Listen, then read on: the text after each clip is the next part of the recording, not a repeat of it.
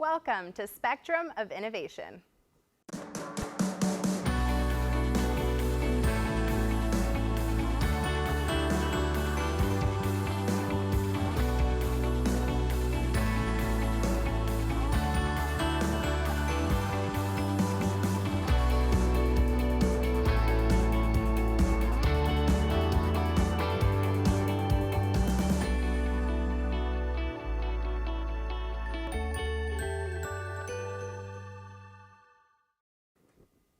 My name is Gabriela Venturo, and this is Spectrum of Innovation. Thank you for joining us for our February episode. Spectrum of Innovation is your trusted news and information source for Riverside County. Spectrum of Innovation can be found on Temecula and Murrieta's community access channels, as well as on Rivco TV's access channels throughout Riverside County. Be sure to subscribe to our YouTube channel, where you can find full episodes, segments, and social updates. Now, speaking of YouTube, that's where you can watch our spin-off show, the SOI Update, with news and information from our SOI training crew. The SOI Update also appears on Rivco TV, but that's not all. The SOI training crew is now on the radio, delivering the Sweet Spot News. Tune in to 102.5 at the Vine radio station to stay in the know. Last week, local heroes were honored by the American Red Cross at their annual Heroes Breakfast for their courage, compassion, and leadership. Here is the SOI crew with more. Heroes come in many forms. Every year, regional chapters of the American Red Cross recognize the citizens and organizations for going beyond the call of duty, while on or off the job. These local heroes add immeasurable value to communities within Riverside County. After seeing a lack of trained personnel capable of responding to large animals in distress, Captain Tyler Reynolds and his partners created HART, short for Horse and Animal Rescue Team. HART was implemented to train first responders and to ensure the well-being of the horse and large animal population here in Riverside County. Fighter Wayne Hess told the Red Cross why Captain Reynolds deserved this honor. When I think of Tyler, I think of a very dedicated person, dedicated to his job, dedicated to the people that he serves, and dedicated to the animal community. Weather-related disasters hit hard and fast, so making informative, timely decisions is vital to save lives. Alexander Tardy, a meteorologist with the National Weather Service, relays real-time information to emergency responders as disasters and weather emergencies unfold. His vigilance is vital for the Red Cross, first responders, and other organizations when dealing with impactful events. Our goal, I guess, is to be a hero because we're providing information, weather support information, so people can make better informed decisions, to stay out of harm's way from dangerous weather, to be more resilient, to actually prepare, to maybe even understand the weather. The American Red Cross is known for its ability to get much needed blood to patients who need it. While whole blood can be stored for up to 35 days, platelets are only viable for 5. There is a desperate need for platelets to fight cancer, traumatic injuries, and other serious health conditions. Because they have such a short shelf life, platelets are always needed, but donors are in short supply. In 1987, Bill Raines began donating platelets. Understanding the need for these life-saving blood components to donate, Bill travels regularly from his home in Riverside County to the Santa Ana Blood Donation Center. He's donated more than 417 units of platelets and has no plans to stop anytime soon. I started donating because my sister-in-law at that time had sickle cell anemia. They originally thought that she would only live till about in her early teens, but due to the generosity of blood donors, she actually lived, her life extended another 30 years. It only takes a couple hours for you to donate, but it may save a person's life. Canine Support Teams, Inc., or CST, has been providing residents of Riverside County who have disabilities with professionally trained service dogs for more than 30 years. In 2012, CST added on another mission with Paws for Wounded Veterans. Specially trained service dogs are provided to vets with PTSD and other disabilities through the Paws program. The American Red Cross celebrates this organization for placing hundreds of service dogs with those who need them. We train the inmates to train dogs, so we give them a life skill. And they very successfully train those dogs to be working service dogs. These American Red Cross Hero recipients remind us that service to the community is vital. All Riverside County residents, human and animal alike, may need the kind of care and attention offered by these men and women. We here at Spectrum of Innovation congratulate these local heroes and thank them for their service. You can check out the links on our website that will connect you to videos highlighting all their contributions. Did you know this Saturday, February 29th, is not only Leap Day, it's also Leap of Kindness Day. It's a good opportunity to do something nice for someone else on the extra day we get during a leap year. Now, whether that means helping a neighbor or volunteering your time at a local nonprofit, your small act will make a big difference in the community. Now it's time for our Need to Know segment, where we bring you up to date on current Riverside County news and events. The Super Tuesday presidential primary election is happening next week on March 3rd. Also on the ballot are candidates running in other national, state, and local races. The two top vote recipients in state legislative and local congressional races, regardless of their party, will move on to the November general election if no candidate receives a simple majority vote. United States Representative District 42 is also on the ballot, which includes part of western Riverside County and has 3 candidates vying for the seat, including the 3-term incumbent, Ken Calvert. U.S. Representative District 50, extending from San Diego County into Temecula, has 10 candidates, which includes 2 Democrats and 4 Republicans. You will definitely want to keep an eye on the 28th State Senate District race, which covers Temecula, Murrieta, Lake Elsinore, Canyon Lake, and Wildomar. Jeff Stone previously occupied this seat before leaving for a position with the U.S. Department of Labor. There is currently an even number running for the state Senate seat, 2 Republican candidates and 2 Democratic candidates. Now, since this is a special election due to the position vacancy, a runoff election will occur in May rather than November 2020 if a single candidate does not win a clear majority. State Assembly District 67, which includes Lake Elsinore, Menifee, Murrieta, and Wildomar, has 4 Republicans and 1 Democrat running. District 75 covers part of Temecula, where there are 2 candidates running against the 4-term incumbent, Marie Waldron. You will also see on the ballot candidates for the County Board of Supervisors from Districts 1 and 3. County Board Supervisors affect the day-to-day lives here in Riverside County as they serve as liaisons to local and state government to solve regional issues. We invited 3rd District Supervisor Chuck Washington to the studio to learn more about the role county supervisors play within their districts. What is the role of a county supervisor?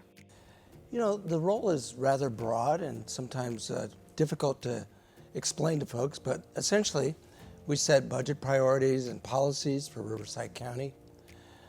We cannot conflict with state and federal law, and we do not have direct authority over the actions of a city council, or tribal government. A county supervisor's job is not a department at the county, but we are a part of the government of cities. As an individual supervisor, I don't actually have any authority. My authority only comes as a part of a board, in our case a 5-member board, and so it takes a majority of that board, 3 of us supervisors, to agree on something, to move an ordinance or a policy or our adopted budget through the process. How many supervisors are up for re-election this year? This year will be 2 supervisors, myself and the 1st District Supervisor, Jeffries, and intentionally for county elections as well as city elections, terms are staggered so that you don't have a turnover of the entire board or council all in one election. You know, with 5 supervisors having their own districts, sometimes it can be challenging. We spend probably 90% of our time in our own districts working on our district issues, but it really is incumbent upon us to come together and work on the larger good for the entire county. When should a constituent come to their supervisor for a problem or an issue?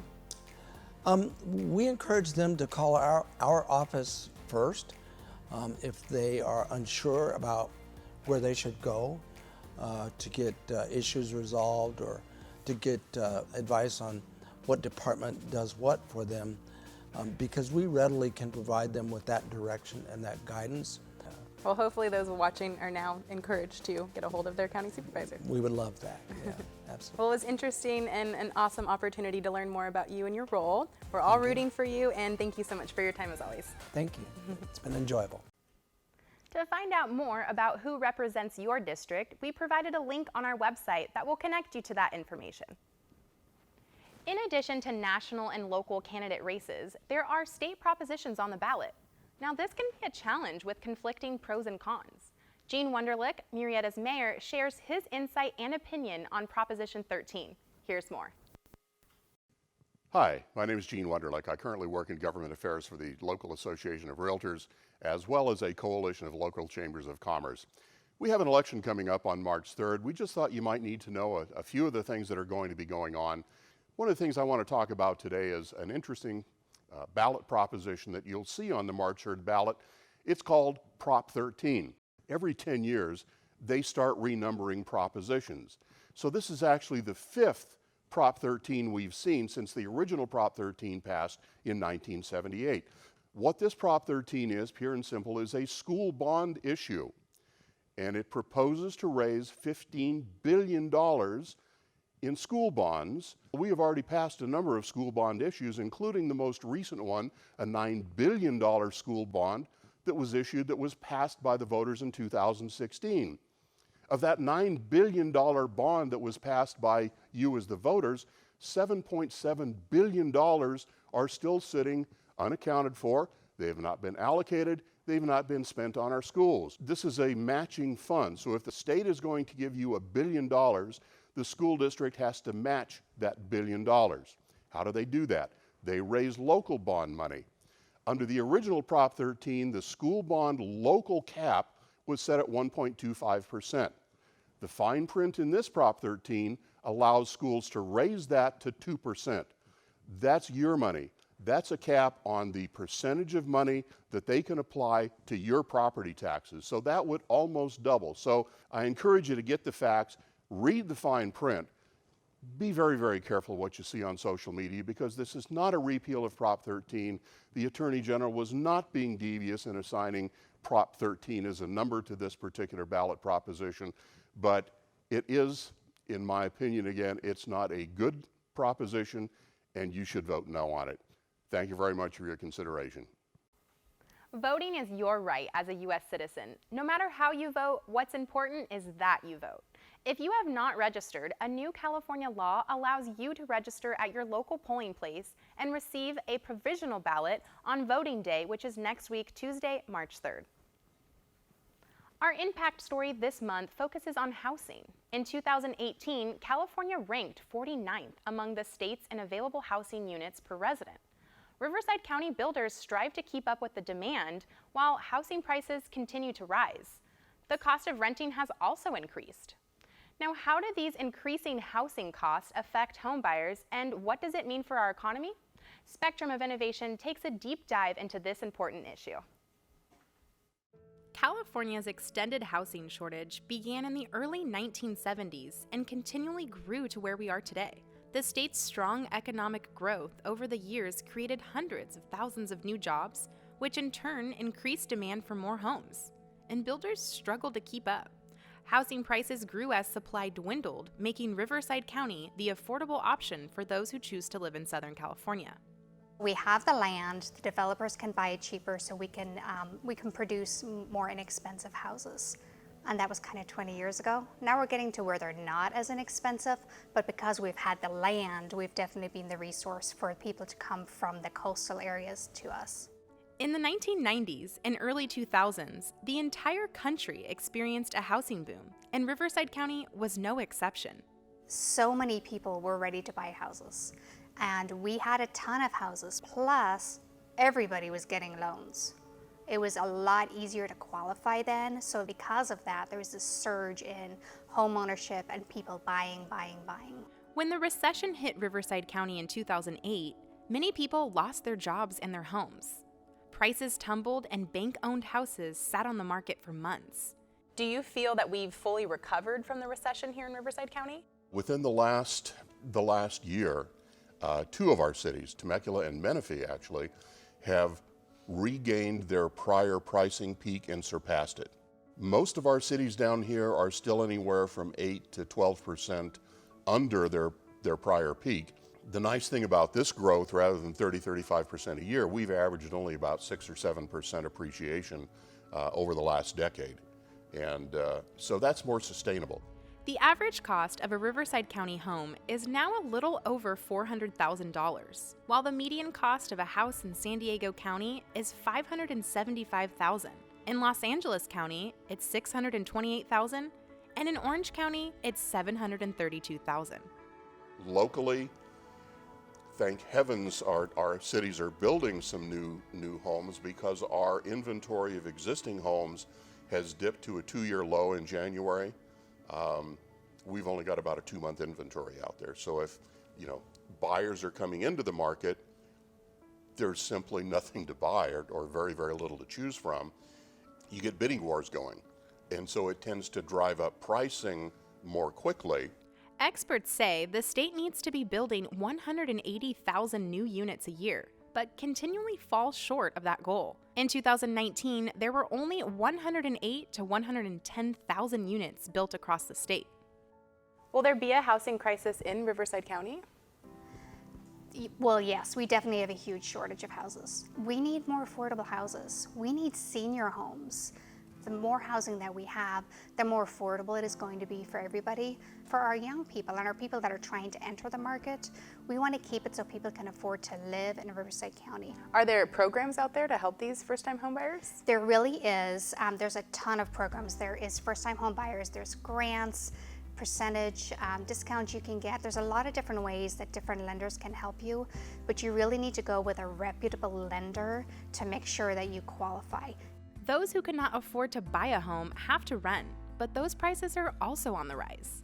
In December, the average rent for 1 to 2 bedroom apartments in Riverside and San Bernardino counties hit an all-time high of $1,500 a month, while rent for a single-family residence cost upwards of $1,800 to $2,000. Home prices are higher, so investors coming in are paying more for houses, so that's part of it. And the simple fact that homeowners can get away with charging more for rental because there's such a demand, because we have such a shortage. It's also more difficult to build multifamily housing, an apartment complex, for example. You get a lot of NIMBYism. People come in and the neighbors simply don't want it. Yeah, we need more housing, but not over here. Governor Newsom has made solving California's housing shortage a key goal for his administration. Last year, he budgeted $1.75 billion towards resolving the crisis. $32 million of those funds are earmarked to build 278 affordable housing units for low-income residents and veterans in the city of Riverside. And over $12 million were allocated to the county for homeless housing, assistance, and prevention. Even more funding is planned for various programs. But time will tell if Riverside County can continue to provide affordable options for all. The state and county housing issues are extremely complicated, and we can't cover it in all just one segment. We will continue to explore the housing crisis in future episodes of Spectrum of Innovation. After serious issues over the years, county votes nationwide, Riverside County has gone to great lengths and expense to avoid any mishaps. During the last 20 years, the county has spent $31 million to keep voting equipment up to date, and voters will see even more equipment changes. Our Voice of Innovation segment looks at what you can expect when you go to the polls, as well as how our votes are tallied and kept secure. Riverside County was the first in California to utilize touchscreen voting technology. These machines were considered state-of-the-art 20 years ago, but required continuous upgrades to keep from becoming obsolete. Riverside County's Registrar's Office is committed to providing a smooth voting process in 2020 and has made a substantial investment in proprietary equipment to ensure votes are recorded accurately and efficiently. Previously, we were using technology that was developed in the late 90s. So we're onto more updated technology that's more secure, and it is a lot more efficient. All voting technology has to be certified at the federal level and then certified at the state level in order to be purchased by counties. In February 2019, Secretary of State Alex Padilla directed Riverside County and others to replace their voting machines as they failed to pass the latest security standards. To comply, the county leased 700 ICX voting machines at a cost of approximately $9 million, with $6 million provided by the state. These machines are secure. They're not connected to the internet in any way. They don't record votes. They are a ballot marking device. You select your choices on the touch screen, and then the ballot prints out on a printer next to it, and then that ballot is dropped into a ballot box, and that's what gets counted. In prior years, the stringent certification requirements caused a shortage of voting machines, and county election officials had no choice but to expand the use of the vote-by-mail ballots, which are now a critical part of Riverside County's election system.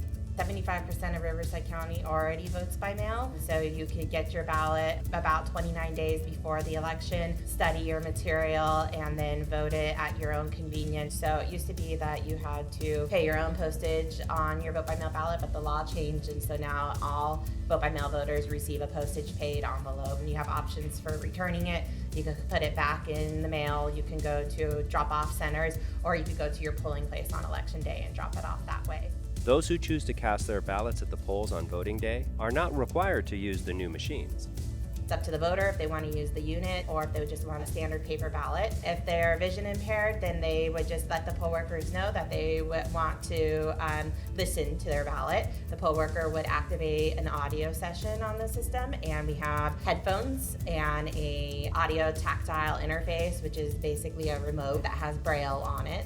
Previously, the county's outdated ballot counting equipment caused the total votes cast in the November 2018 election to take over a month to tally.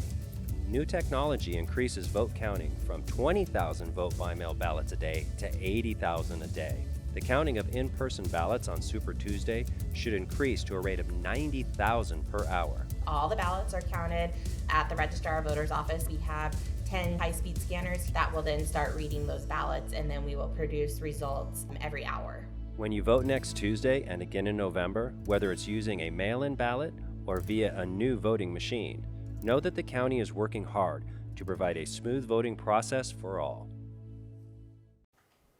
Next week, take advantage of our new voting technology and make your voice heard. To find out more about the Registrar of Voters and all they do for county voters, go to our website and we will connect you with a link. And now it's time for the Good to Know, where we keep you in the know about Riverside County's community events. SOI team member Erin Porras is here to help me share the information. Take it away, Erin. Thank you, Gabriella. I'm happy to be here. Are you looking for some fresh produce, locally crafted items, and something to do this weekend? On Saturday, February 29th, there will be live music, food, vendors, and fun at the Farmers Market in downtown Hemet at Florida Avenue. If you can't make it this weekend, don't worry. The market returns every Saturday through the summer. Also this Saturday, JDS Creative Academy will be heading to Pechanga Resort and Casino for the Temecula Chamber of Commerce 54th Annual Awards Gala. We are excited to announce that we are nominated for Nonprofit of the Year and are honored to join some of the most influential people here in the community. This Sunday, March 1st, the Arts Council of Menifee presents their Insects art show and sale at the K. Sinicero Center. It's a great opportunity to meet the artists and purchase their work. Refreshments will be served and the event is free. Are your kids interested in science? Take a trip down to the Western Science Center in Hemet for science on Saturday, March 7th. The museum is full of fun activities and interactive learning opportunities. Admission is affordable at $6 for children and $8 for adults. Also on Saturday, March 7th, you can try out to be a seasonal lifeguard for one of our state parks. Swim for Employment is hosted by Lake Paris State Recreational Area. Arrive at 9 a.m. and bring a completed application. You must be in excellent physical condition, possess a valid California driver's license, and have a good driving record. Minors need a parent or guardian to be present on the day of swim test. There's a lot going on March 7th. You can head to Murrieta for the 15th annual Tour de Murrieta race weekend, where you can watch the most competitive race teams in California cycle through historic downtown. The event kicks off with a kids race at 12 p.m., which is open to all and only requires the donation of a canned food item for entry. Are you retiring soon and have questions about your Social Security benefits? On March 10th, the Temecula Library will be hosting a free workshop to individuals who are not yet collecting Social Security and have questions. Having some trouble with your dog's behavior and need advice? On March 11th, Glenn Massey, a certified dog trainer, is hosting a free Q&A at Animal Friends of the Valley in Wildomar for concerned dog owners. They say to only bring your questions, not your dog, so that there are no distractions. The Holly Festival of Colors comes to Martha McLean Park in the city of Riverside on March 14th. This fun event is all about love, unity, and the celebration of colors. Enjoy dancing, music, food, crafts, and free hugs. Festivities begin at 11 a.m. and last until 4 p.m. Tickets are only $6.50 online.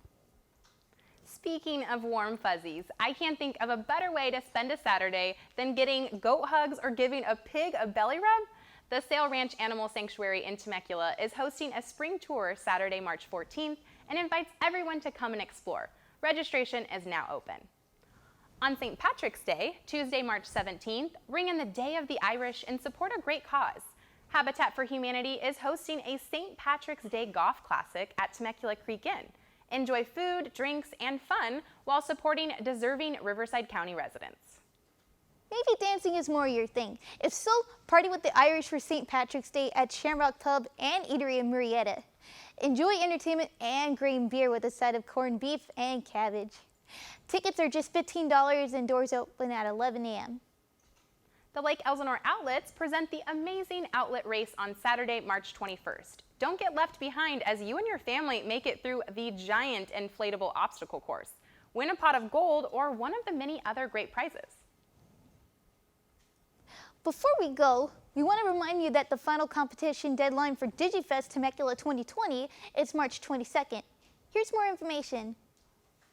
DigiFest Temecula 2020, a 3-day digital arts experience. Enjoy galleries, exhibits, food, drinks, and live music.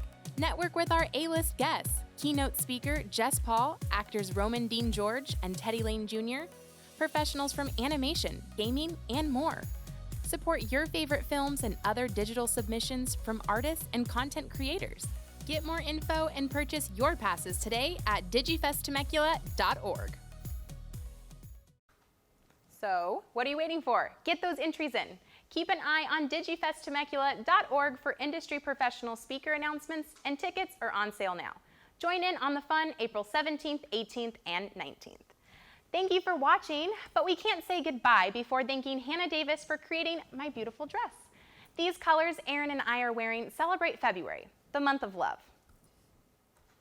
That's right. And that's it for February's episode. And remember to vote next Tuesday.